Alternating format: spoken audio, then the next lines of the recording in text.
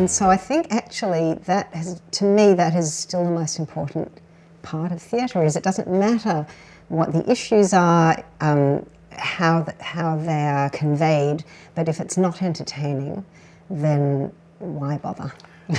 You've just laid out the prescription to be a critic. So congratulations, Hilary, if you ever had that impulse. I'm curious about this leap to Julliard. Right, yes. And what that gave you. Yeah. Is it just the tools that were refined, or is it also a confidence thing? Is it a feeling, I am a playwright, I've attained this level of recognition by people who know or to nourish talent? Absolutely. Look, I think a little bit, I've talked a lot about how fortunate I was to grow up in a theatrical family, but the downside, I guess, is you always have this doubt about, am I getting opportunities because I am the daughter. Oh, how interesting. Yeah, I hadn't thought about that. Both my parents were well-known actors and directors, and a Nepo baby. Yeah, I did always wonder, am I a Nepo baby? And I, from a very young age, like from 18, so I dropped out of art school. I didn't get to that bit, and I started working in a theatre company for young people as the playwright in residence, and that was a wonderful experience in itself. And then was that when Mirror Mirror happened? It was a little bit after that, I see. but Okay. yeah. So I was so young. I was 18 when I was working, and actually that was my first. It was my first kind of non-child musical. Even though I was 18, I count the child musicals as the theatre company where we ripped off our audience. But this one, my assignment was to write a musical that had roles for every child in this theatre company, and the youngest ones were 4. And the oldest ones were people that really shouldn't have been there anymore, in their mid-20s and 30s. But I did, so I wrote this gigantic musical for those kids. And at that point, I actually wrote music as well.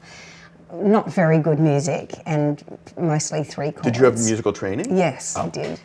And so yes, and then I worked in cafes and did all of that stuff on the side, but I had a really fortunate run. I went to NIDA, the National Institute of Dramatic Art, and studied playwriting. Best acting school in Australia. And then I went to AFTRS, AFTRS, which is the film school in Sydney, and I had professional productions. I was winning awards, and I had a play called Wolf Lullaby, which is Wolf Lullaby, which is done here. Yes, and it's still on the school syllabus in Australia. So I was 30 by then. I was thinking, well, this is great, but is it me, or is it my parents, so or interesting.